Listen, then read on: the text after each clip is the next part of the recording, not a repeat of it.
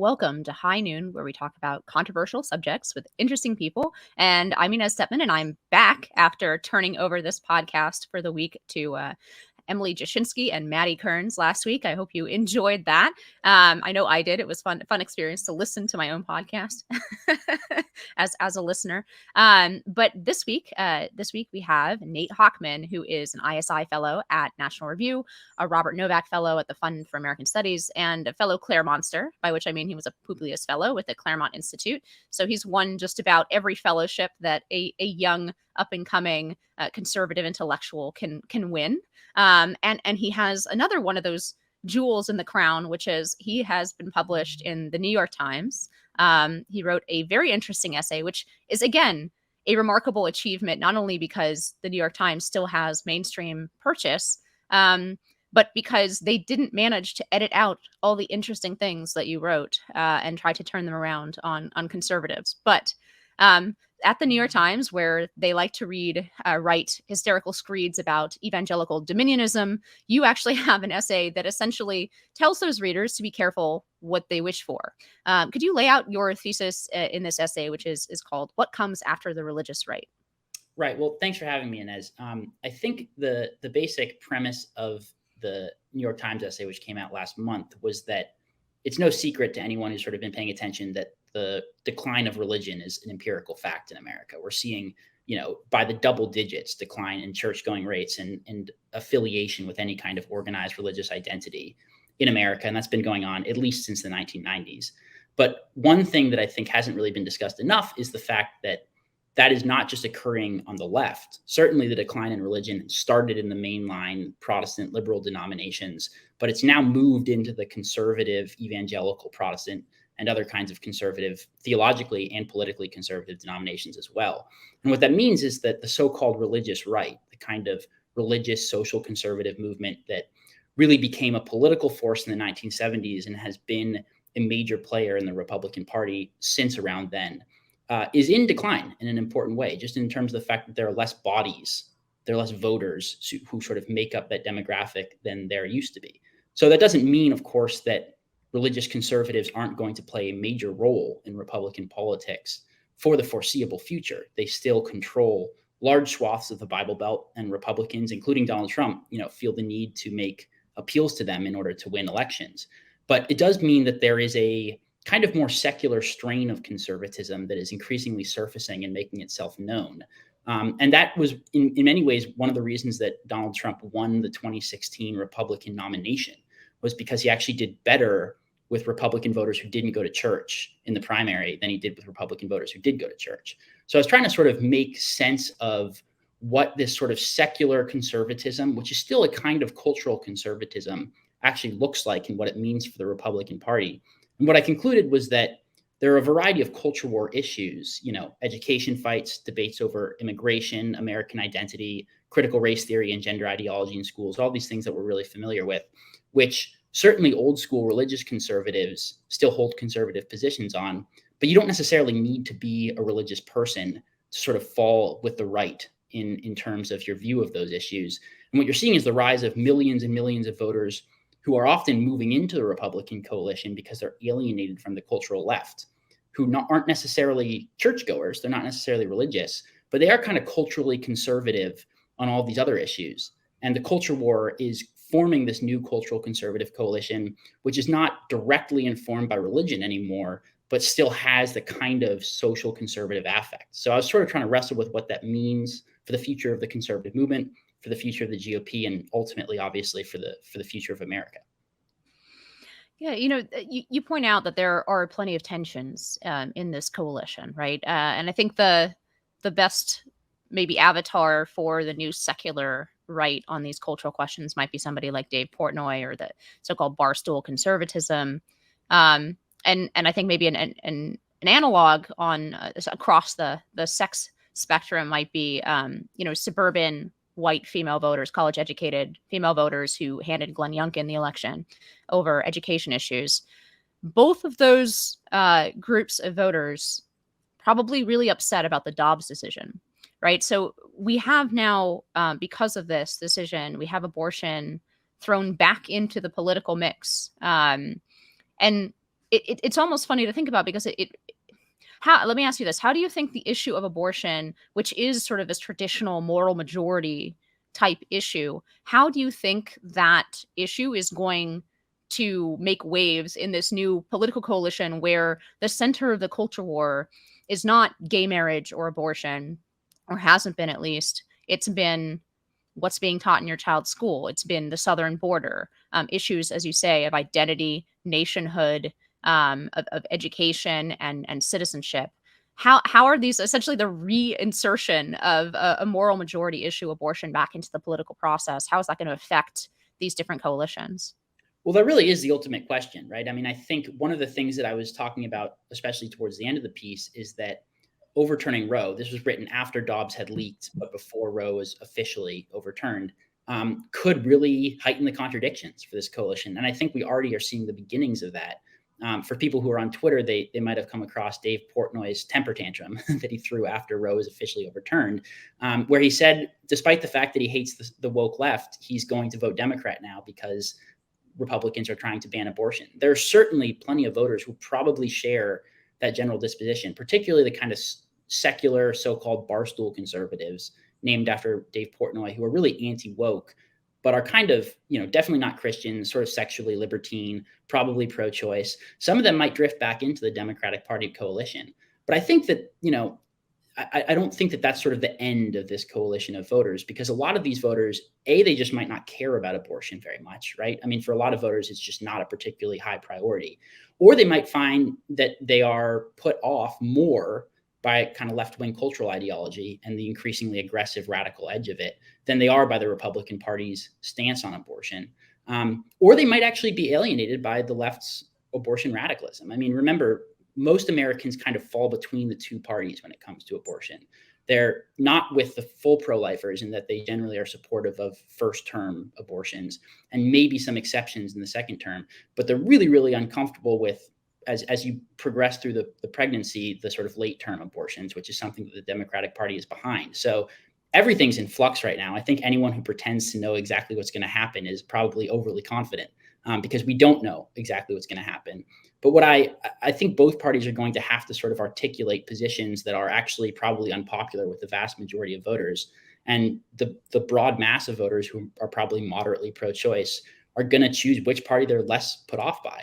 And for a lot of voters, that'll be the GOP. And I think probably for some voters, it'll mean moving back into the Democratic coalition. Secular figures like Trump, right? And I really do think Trump is perhaps and I noticed this during the 2016 primaries. Trump was the first Republican candidate who did not have to make an apology for his aggressively libertine lifestyle, right? For example, his sexual morality. And it's not that we hadn't had nominees on the right, and famously Reagan and Newt Gingrich, who got pretty far in the political process, right? Who's been married 3 times. Reagan was married twice. But not only was Trump kind of on the far edge of sort of personal licentiousness, I noticed this in 2016, he did not have to make an apology, like a come to Jesus moment.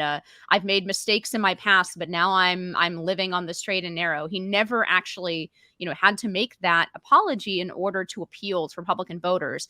And he really, as you say, he attracted a more secularizing component of the GOP. And yet it's been Trump that delivered in many ways this Dobbs decision, right, through his Supreme Court appointments. It's Trump that probably had the biggest victories even before this in terms of the pro-life issue.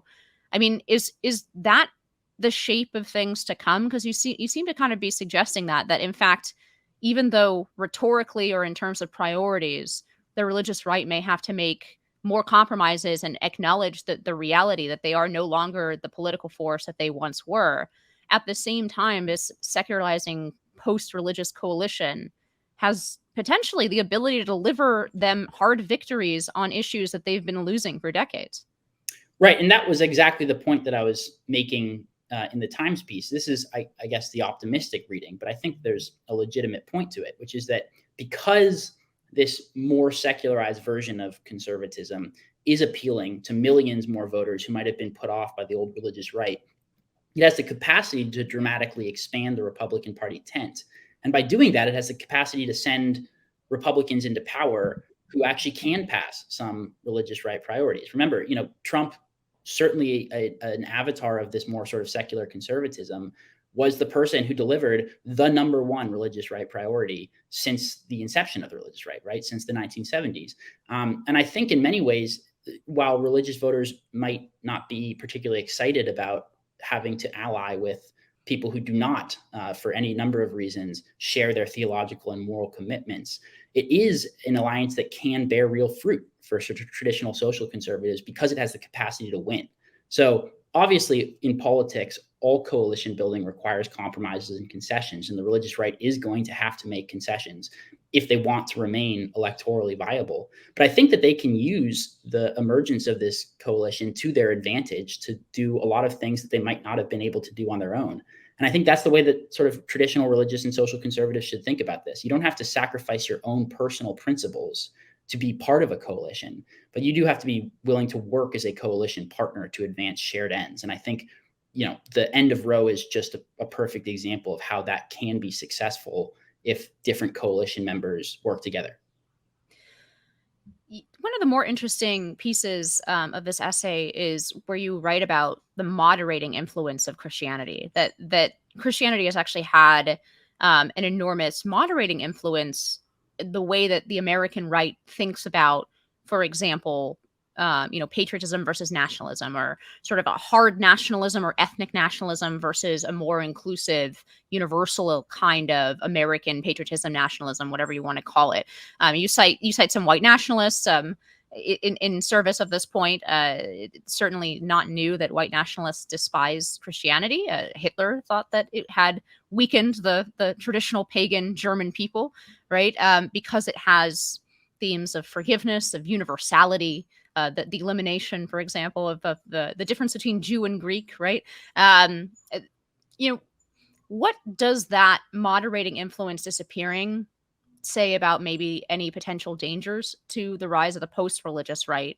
Because this essay is descriptive, right? It's not normative. You really don't take a position about whether or not this is a good or bad thing. You're just saying this is happening, and this may shape our politics in these potential ways going forward.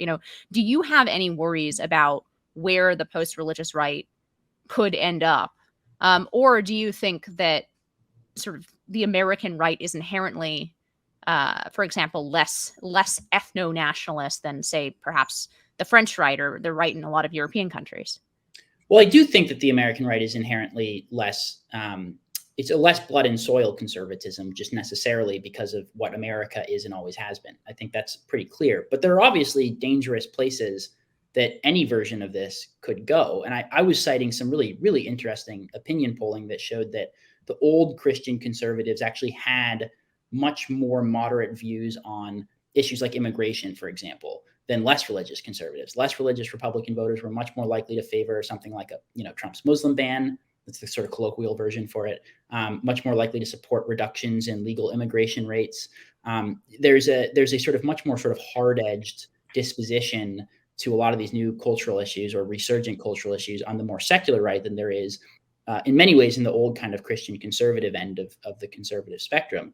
For me, as someone who also, as someone who deplores racism, but is also really concerned about something like immigration, I actually think there could be a salutary version of this, which is that the GOP gets serious about something like the border, whereas the old Christian conservatives were maybe less interested for a variety of reasons in actually championing a serious border hawkish position. But it's also true, as you said, there's a reason that white supremacists wanted to do away with Christianity, which is that it's very hard to take Christianity seriously and be a racist because of what Christianity actually says about the brotherhood of man. And in any of these developments, if you do away with a sort of humanizing Christian ethic, it can go dangerous places. So I'm someone who is skeptical of a lot of the sort of hysteria that you hear in the mainstream media about the racism of the contemporary Republican coalition. I don't actually think that championing something like immigration restriction makes you a racist. I'm not a racist, and I tend to think that immigration restriction is a good policy for the country right now. So insofar as this does shift the GOP towards a more aggressive culture war strategy, I think that's a good thing. But we always have to be vigilant, obviously, about where this could go. And that was sort of an attempt to outline darkest place that one of these developments could go, even if that's not something that I think is happening right now. Yeah, I mean, I tend to agree with you. I don't think that that part of the political spectrum has any real sort of power, any real either political or institutional power. So I'm not particularly worried about it. But uh, I'll say this, to the extent that I'm worried about it, it's not because there's some kids who like to troll on Twitter and shock people. That, you know, I don't take that very seriously. I kind of think that it's more, there's always an instinct, and this I do think is kind of a aspect of being young. There is always an instinct to shock your elders, right, and to puncture whatever shibboleths are particularly shocking. And now that our society's biggest taboos are around, race and sex, I think there was inevitable that there would be like the equivalent of the kids scrawling on the locker, right? And I think a lot of that is that, but I do think that, you know, one of the reasons America has been able to be a multi-ethnic republic in a way that is very different. And it is, as you say, our history is so different from most European countries. I think one of the reasons has been that they've had a sort of soft Christian establishment, not a legal one, but a sort of soft Protestant Christian ethos in the country that has actually bound people together across racial lines in a way that our kind of raw tribalism would make difficult in its absence. And I wonder what happens when that glue starts to disappear. And of course, it's disappearing at the same time as the other glues, like the civic sort of religion, right, that existed about around the American founding. That becomes explicitly political and polarized. Combining those two things, the sort of declining religiosity and the decline of the American civic religion, there is a part of me that starts to worry whether America will become more explicitly ethnically tribalist in the future. Right. And I think, look, that you can see the version of this happening in the inverse on the left, which has its own kind of ethnic tribalism, which it's much more explicit about, actually, than the right when it comes to sort of categorizing people by race and conceiving of American politics in explicitly racialized terms. To me, that's clearly a negative development and a departure from what America traditionally has been. I think one of the reasons that I was descriptive and not normative, you're right to point that out, it was a strategic approach on my part, because I really sort of am very confused about what I think about this phenomenon in many ways. I am incredibly concerned about the decline of institutionalized religion in America. I share the basic conservative view that religion is crucially important for civic harmony. And that, alongside the decline of this basic shared kind of commitment to the sense that America is a good country and a positive sort of patriotic sense of shared citizenship, those are existential issues for the country. And they are things that I think Americans are going to be reckoning with, at least for my lifetime. So the future is uncertain. I think in many ways, the good aspects of this development, insofar as it is advantageous politically and electorally for conservatives, is that it will lead to a politics that allows us to fight the negative trends in American life, whether it be this sort of militant secularism that hates religion, or this militant anti-Americanism that hates our sort of shared civic public religion. So that's what I want to see conservatives focus on. And I want to see them be able to reach as many voters as possible to be able to do that without sacrificing core principles. So I'm going to try to make the defense, and in many ways I am part of what you're describing, the phenomenon you're describing. I'm not a religious person. I don't have any institutional religious ties. But let's give the sort of moral majority their due here. Because you wrote, it's hard to imagine today's culture warriors taking any interest in the 1950s push for a Christian amendment to the Constitution, for example, instead of an explicitly biblical focus on issues like school prayer, no-fault divorce, and homosexuality. The new coalition is focused on questions of national identity, social integrity, and political alienation. So to what extent did abandonment of those earlier religious issues or losses on those cultural issues, right, or perhaps religion itself declining, to what extent did that actually precipitate a lot of the cultural problems that do seem so pressing now, that necessitate that focus on national identity, social integrity, and political alienation, right? Because for example, just the sexual revolution's insistence that men and women live essentially interchangeable sexual lives. That's clearly antecedent not only for the abortion debates, but also for the transgenderism that is part of the key sort of secular culture wars today. So how much of this is just, to use the favorite phrase now, is downstream of conservative losses during the moral majority era? Like how much are these two things connected to the fact that they did lose a lot of those key moral battles in the culture, to the extent now that even 55% of Republicans or something like that agree with gay marriage. To what extent are these things connected rather than kind of two separate issue sets?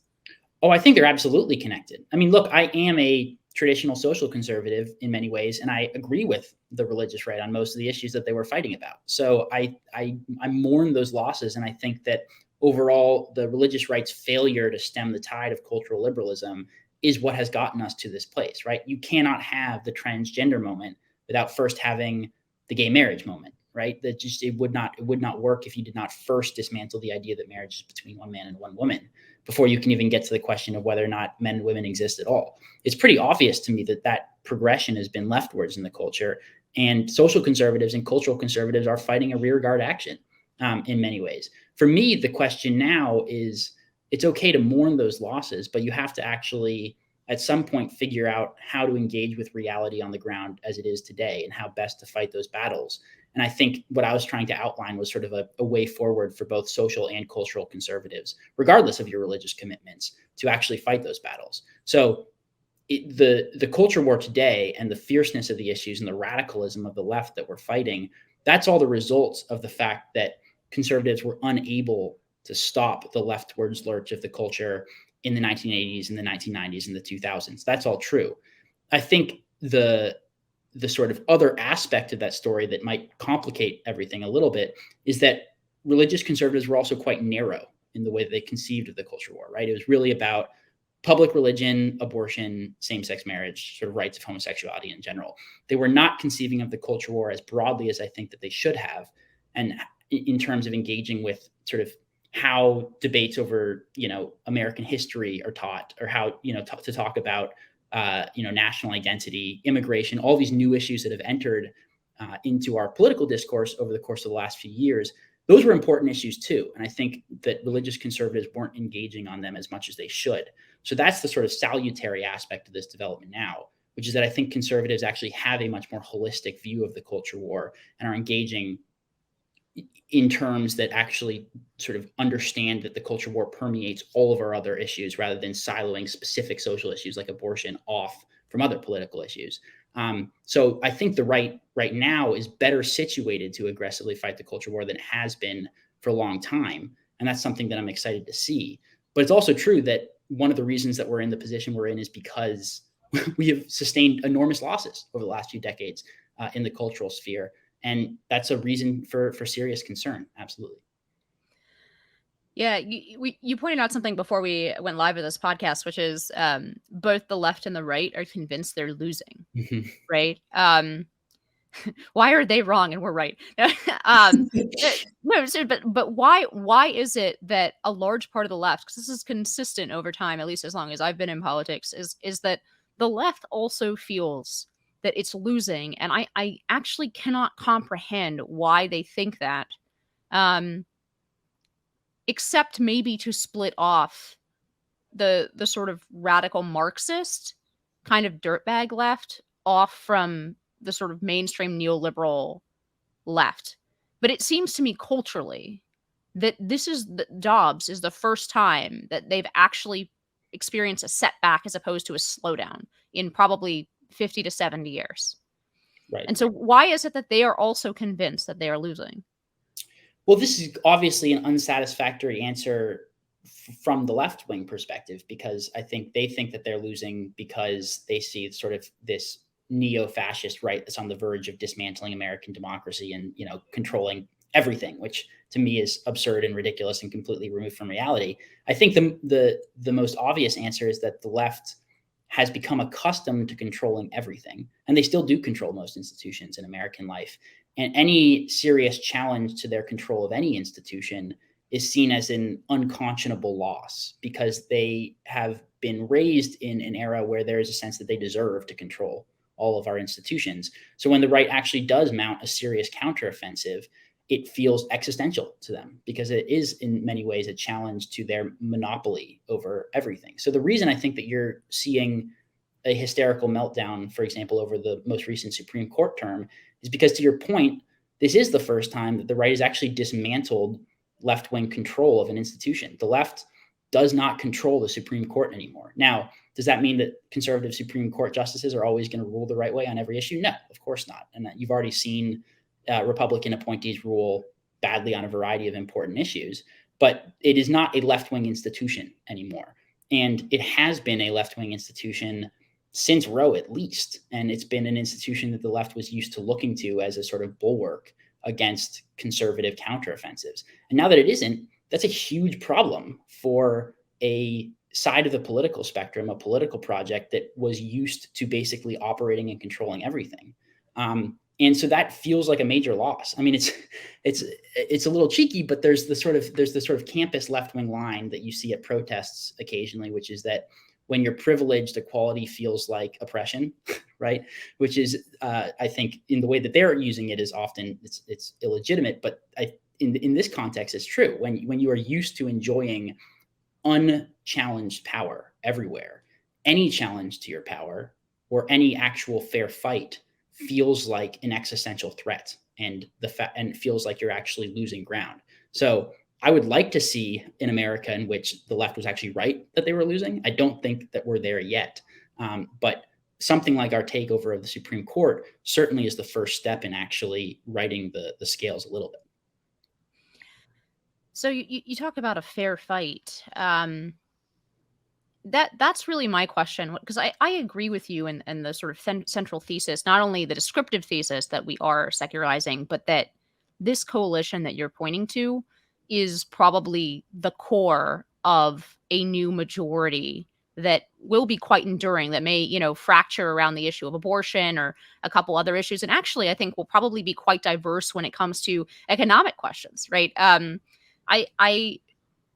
My husband and I wrote an essay for the American Mind a while back, basically trying to describe the Trump ascendancy and the ascendancy of the Trump coalition, trying to point out that actually the economic stuff, while the economic heterodoxy of Trump, while interesting and probably indicative of a number of important developments within the Republican Party and within conservatism, away from, let's say, a free market, really fundamentalism that doesn't acknowledge any sort of dissent in any way, for example, on trade. But reminding people that actually that's not the core of this either. That the core of what all these people agree on, because in Texas and Arizona, the Sun Belt, right, the Mountain West, actually has done very well under Reaganism and NAFTA. And the Rust Belt has done very poorly. So why is it that that's the political coalition that's building between the Rust Belt that has been screwed under the global economic order and the Sun Belt that has done extremely well? I think the core of that political coalition has to be these culture war issues. And so I completely agree with you that this has the potential to be a fractured but powerful political force. My great question in reading this was, will this coalition that's coming together be allowed to wield power?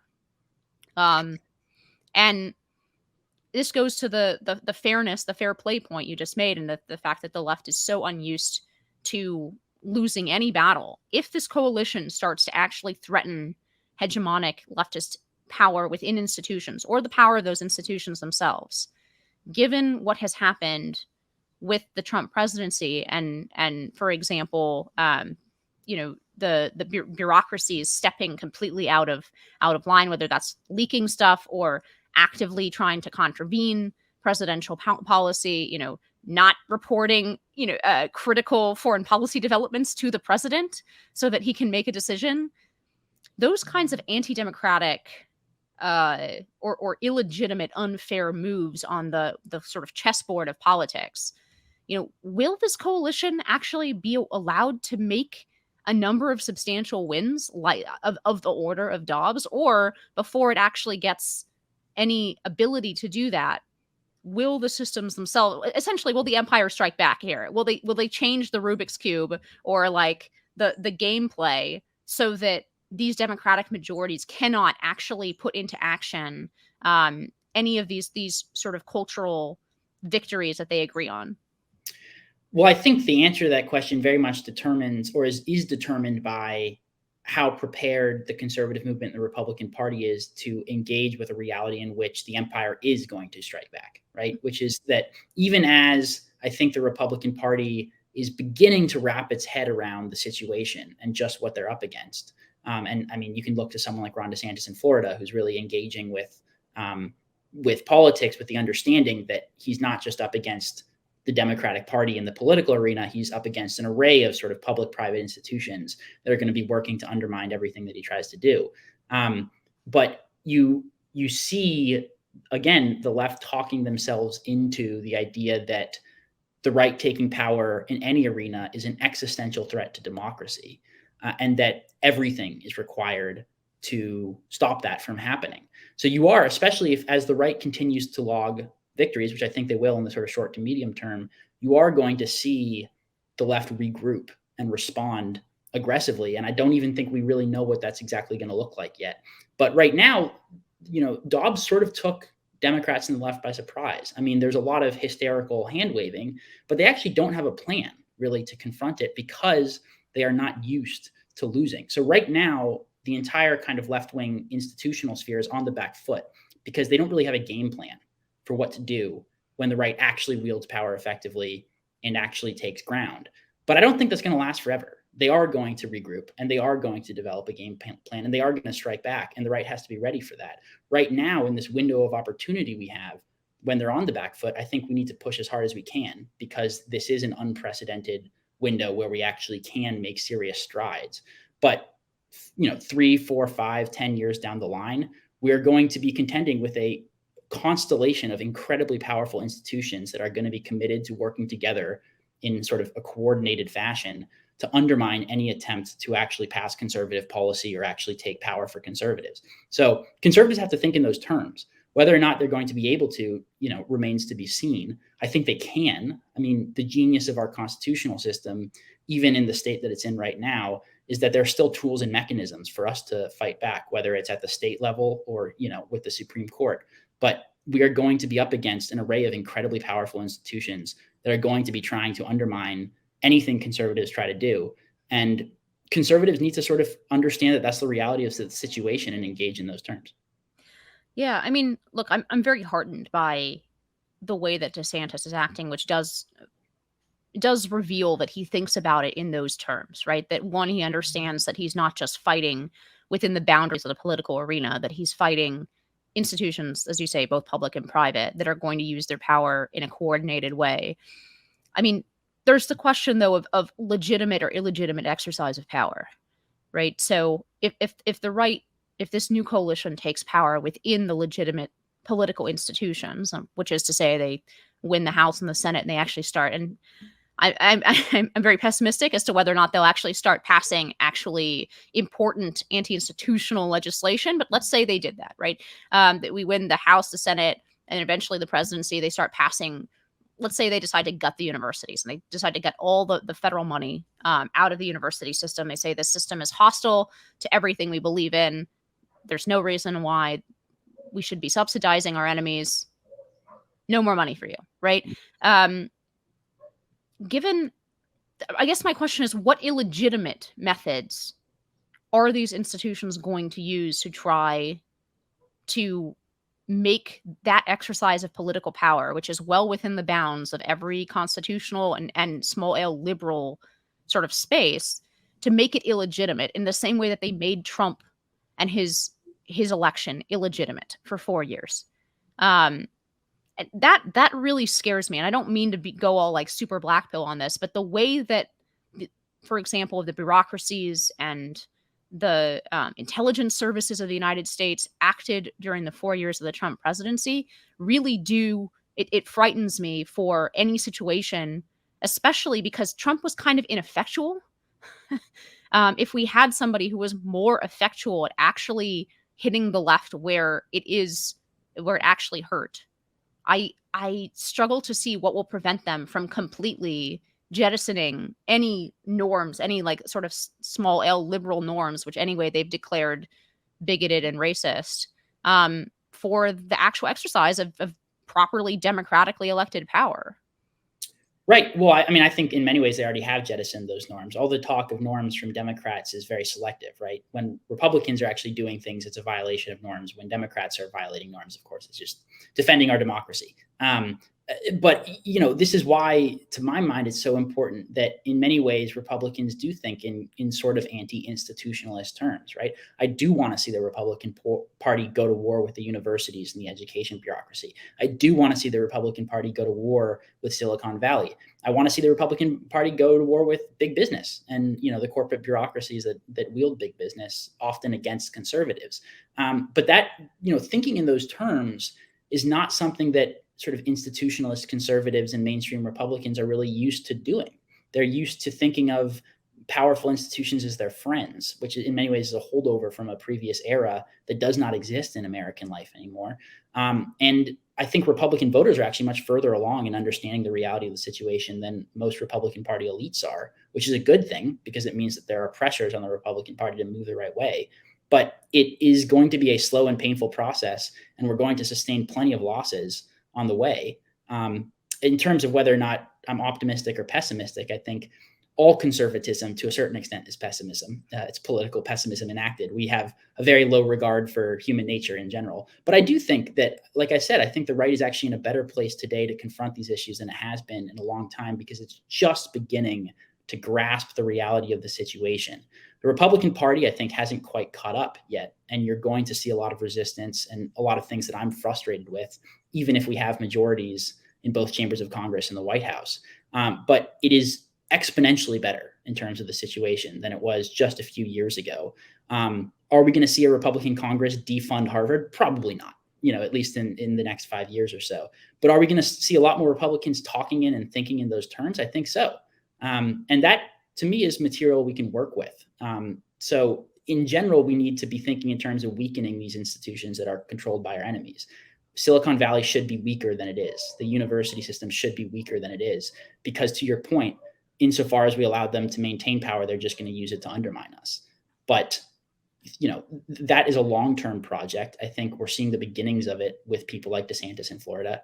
And there's an appetite for it in the Republican base. So Republican politicians who sort of fail to act in those terms are going to be punished by their voters eventually. So to me, that's the reason for some modest, restrained optimism about the situation, which is that those of us who are in sort of elite conservative institutions, but share the Republican voters' appetite for a more aggressive approach, have a lot of resources to work with. Most Republican voters are on our side. We just need to enact those principles by actually pushing conservative elites and Republican elites to act accordingly. Yeah, it strikes me that anti-institutionalism, the way you describe that, right? That may or may not be compatible. Maybe not compatible with a sort of small c conservatism, right? You've been described as radical by the New Republic. Radical doesn't seem like a descriptor that squares with the kind of institutional conservatism of conservative intellectual heroes like Kirk. What makes you embrace this idea of sort of anti-institutional radicalism? And why do you think actually it seems like the younger a conservative is, the more likely he or she is to be this kind of radical, meaning there are a lot of institutions that are unsalvageable. We need to, in some way, completely destroy them, deplete their power, replace them in some way. Why do you think younger conservatives do tend towards radicalism, perhaps in comparison to younger conservatives even 20 years ago? Right. It's an important question. Obviously, radical is a charged term, but I mean, if you actually look at what radical means in terms of its Latin root, what it means is getting to the root of something and uprooting it, which I think is the way that conservatives need to think today. On the one hand, obviously, radicalism and conservatism are often discussed as opposing poles, but it's worth recognizing that the first generation of conservatives, when they were young, explicitly understood their project in radical terms. People forget now, in the mission statement of National Review, where I work, William F. Buckley described himself as a radical conservative.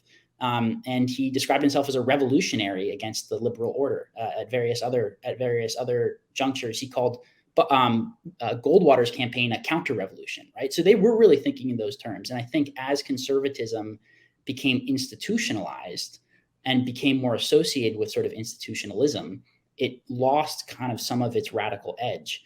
But in many ways, I see the conservatism that is more sort of potent or popular, particularly in my generation of young conservatives, as a return to how conservatives initially understood their project, which is, it is a certain kind of radicalism in that it's seeking to overthrow an institutional order, but it's doing it in order to conserve a shared way of life, which I think is what conservatives should be fighting for. We're trying to defend America, understanding that the institutions that we're trying to weaken or overthrow are a threat to the things that we want to conserve. So it might seem sort of contradictory on its face, but I actually see the two as necessarily linked. And I think young conservatives are more partial to this just because they have much more direct experience with the radicalism of these institutions than a lot of our older counterparts. You know, if you spend time on a college campus today and you see how radical the ideology is that predominates in the classroom, and you hear sort of students speaking in those terms, and then you see that ideology seep out into all of our other institutions, from the New York Times to big business to Silicon Valley, you understand firsthand what kind of threat that is and how much it cannot be allowed to spread if we are going to fight to protect a shared American way of life. So in many ways, I think the reason that a lot of young conservative sort of intellectuals and elites and politicians are interested in a much more aggressive kind of politics is it's just experiential. It's just their encounter firsthand with a much more hard-edged left, and their understanding that that left's capture of our institutions really is at odds with everything that conservatives care about. And that's why I think young conservatives there's probably more of an appetite in the up and coming generation of conservatives for something that, for lack of a better word, probably could be described as a kind of radicalism. Yeah, I'll say this sort of from a personal perspective. Kind of Kirkian conservatism was always deeply unsatisfying to me. I encountered it probably the same way that maybe you did. Going through the comforting embrace of conservative ink.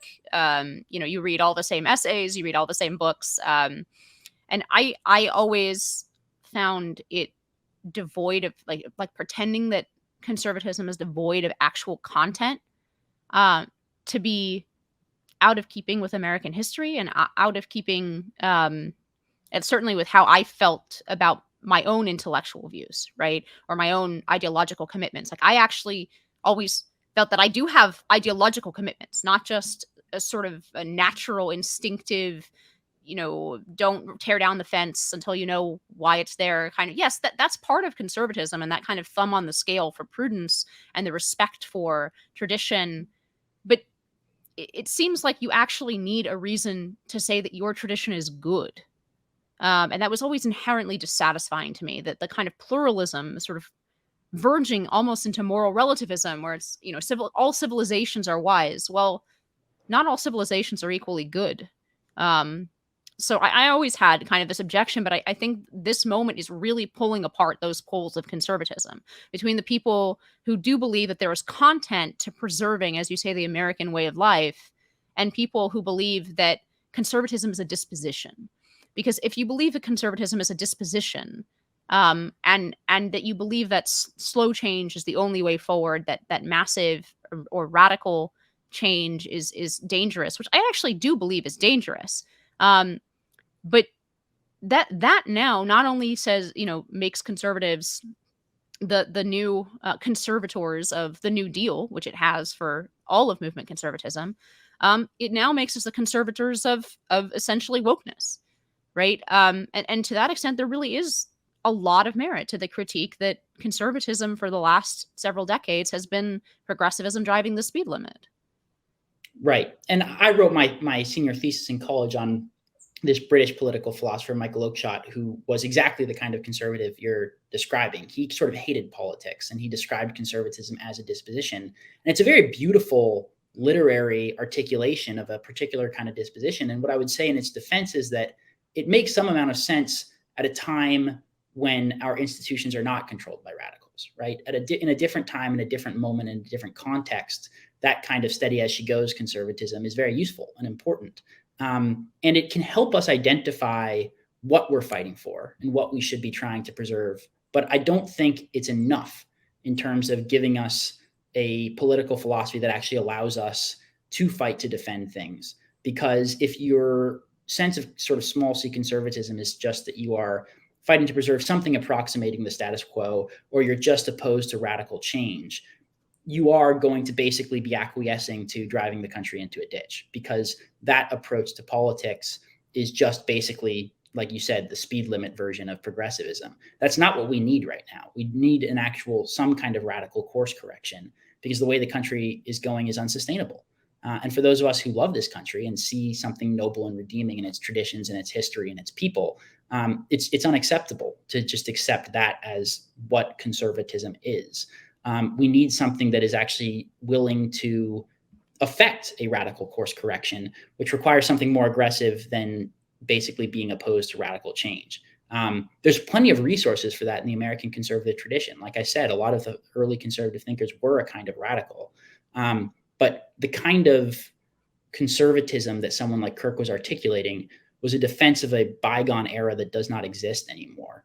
And in that sense, as beautiful as Kirk's writing is, and as much as it helps us understand what is good about America and what is worth defending, it doesn't give us the resources to defend or to respond to the contemporary moment in the way that I think that we need to. Yeah, I mean, I guess I wonder. I've found myself wondering recently if conservative is really the right word to describe the American right anymore. And I guess it is conservative in that there is what we are conserving is a way of life. But I guess I agree with what you just laid out. I think the necessary application of political power will increasingly be unconservative. If we don't want to sacrifice the actual content of what we're defending completely, then what is going to be necessary is a kind of unconservative or anti-conservative application of political power. But within that, I what frustrates me about this debate, I think, is that the very people who are, let's say, kind of the moderate liberal left, and let's say a kind of establishment small c conservatism that's very wary of these kinds of big changes, is that I agree that some of these changes could be, these radical changes actually could end up very badly. But I don't see any alternative. And furthermore, I see like the longer this goes on, the more radical solutions will be required to stop it. Right. And so actually, to me, thy small c conservative instinct is the choices are not between a sort of quiet decline and a dangerous sort of radical reactionary movement that brings us to a halt, but rather that all of these options, the longer this goes on, it's going to engender the kind of backlash that truly is has some elements of not just radicalism, but ferocity and anti-liberalism that I don't know. I'm being inarticulate right now, but I'm thinking more about the pre-revolutionary, pre-fascist Spain, right, where you have a moderate party that increasingly turns a blind eye, that tries to play within the lines and turns a blind eye to a left that is essentially using illegitimate political tactics to gain power. Right. And in the end, you don't. It's not like they won by sticking to their sort of small c moderation. What happened is the movement that rose up to replace them was fascist, right. And similarly disregarding of any boundaries of legitimate political power versus illegitimate. And so that's I think what frustrates me about this is that the folks who are sitting back and saying, well, both sides are potentially playing with fire here. Like the safe bet is the small c conservative way. We'll make small changes. Maybe we'll do a little occupational licensing reform and some tax cuts and hope for the best and trust in sort of the inherent moderation of the American people. My worry is that it's not like that vacuum will be filled by something. And I hope it's filled by what you wrote in your New York Times essay in terms of the new right actually being more muscular and robust on these cultural issues in a way that actually does stem future true radicalism. But I don't know which way do you, what's your prediction, Nate? Do you think, Well, I agree with you. I mean, I like to put it much more simply. Things are going to get crazier, right? Things are going to get much crazier, even if the right is sort of prepared to confront the monumental issues that I think they need to. Before things get better, they're going to get crazier. And we need a conservatism, to your point, that does more than stand athwart history yelling, please go a little slower and maybe with lower taxes, right? We need something that's actually going to stop the decline of America, not just because, to your point, the decline of America is bad because we love America, but because that decline is not going to be slow and steady. It's going to be increasingly unmoored. It's going to be increasingly crazy. It's going to be increasingly polarized. And, you know, it's obviously perished the thought, but it's not impossible to imagine a situation in which it descends into real chaos and violence. To me, that's one of the reasons I would still call myself a conservative is because I actually am fighting to conserve something. I'm not one of these radicals who thinks that the founding was a mistake, that America was poisoned from the start. I genuinely love this country and I want to defend and fight for it. But also because, you know, I think actually in some ways, the more muscular or aggressive or radical kind of conservatism is the way to restore the center. It is the way to bring the temperature down long term. And the moderate, steady as she goes conservatism is actually going to lead to more craziness in the future, because the other side is not taking their foot off the gas pedal. I think if the past 5 years have taught us anything, it's clearly that. If you give them an inch, they will continue to take a mile, and they will not abide any sort of, you know, calls for moderation or norms. That's just not something they're interested in. They've told us what their plan is for the country, and it's a disaster. And I want to do everything that we can to stop it. Again, the reason I would call myself as a conservative is because one of the other things besides just conserving things about the country is that conservatism does counsel certain permanent insights about human nature and politics and the use of government and all those things. And I still take all those things seriously. I think we have to be prudential in the way that we pursue a much more aggressive agenda. I'm not someone who thinks just burn it all down for burn it all down's sake is a good thing. There are plenty of ways that this could go too far, and we need to be careful about that. And we need to have those discussions and debates, but we have to be willing to think in anti-institutionalist terms and think in terms of actually weakening the institutions that are trying to undermine not just us, but the country, if we're actually going to restore anything approximating the way of life that most Americans have lived for most of our history. So again, to me, in a weird way, that's the true moderate position in terms of trying to restore the center and bring the temperature down long term. The people who posture as moderates are actually the ones who are going to lead to more radical outcomes in the future. I couldn't agree more with that. No slow European decline for America. I think that option is not on the table. Nate Hochman, thank you so much for joining High Noon. People can find your work at National Review. You have essays coming out in a variety of publications, both conservative and mainstream. I encourage everybody to continue to keep an eye on Nate's work going forward. So thank you so much for joining me today. Yeah, thanks, Inez. That was fun. And thank you to our listeners. High Noon with Inez Stepman is a production of the Independent Women's Forum. As always, you can send comments and questions to inez.stepman@iwf.org. Please help us out by hitting the subscribe button and leaving us a comment or review on Apple Podcasts, Acast, Google Play, YouTube, or iwf.org. Be brave, and we'll see you next time on High Noon.